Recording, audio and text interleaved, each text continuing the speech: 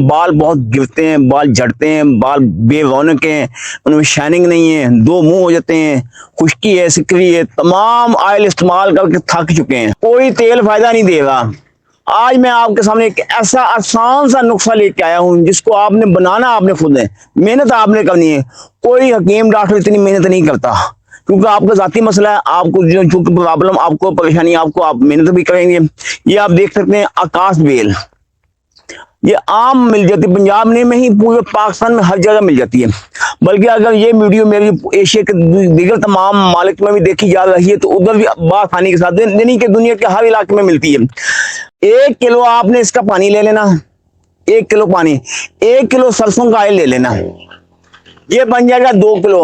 چولہے پر رکھ دیں، جس وقت اس کا پانی خشک ہو جائے، اکیلا سرسوں کا تیل رہ جائے، یہ بات بھی خیال ذہن میں رکھیے گا، جب آپ 1 کلو سرسوں کا تیل لیں گے نا، تو جب آپ اس کا پانی کو خشک کریں گے تو سرسوں کا آئل بھی خشک ہوگا، وہ تقریباً آپ کو 800 ml یا 750 ml ملے گا، تو جو ملے گا وہ بہتر نسخہ ہوگا۔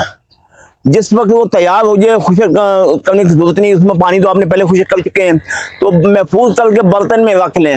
روزانہ کے اعتبار سے آپ نے بالوں کی جڑوں میں زیادہ تر لگانا ہے، یا رات کو آدھے گھنٹہ مساج کر کے بالوں کو خشک کر کے سو جائیں، یا پھر دن کو آپ بالوں پر لگا کے اپنے کام پر چلے جائیں۔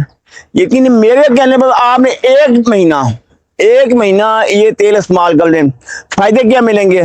بالوں میں خشکی ہے، بالوں میں سکری ہے، بال دو منہ ہو جاتے ہیں، بے رونق ہو جاتے ہیں، جلدی گر جاتے ہیں، یا قبل از وقت سفید ہو جاتے ہیں، ان تمام امراض سے آپ کو نجات ملے گی۔ میرے کہنے کے مطابق آپ نے ایک بار اس نسخے کو ٹرائی کریں، پھر دیکھیے گا آپ کو رزلٹ کتنا ملتا ہے۔ دعاؤں میں یاد رکھیے گا۔ اللہ حافظ۔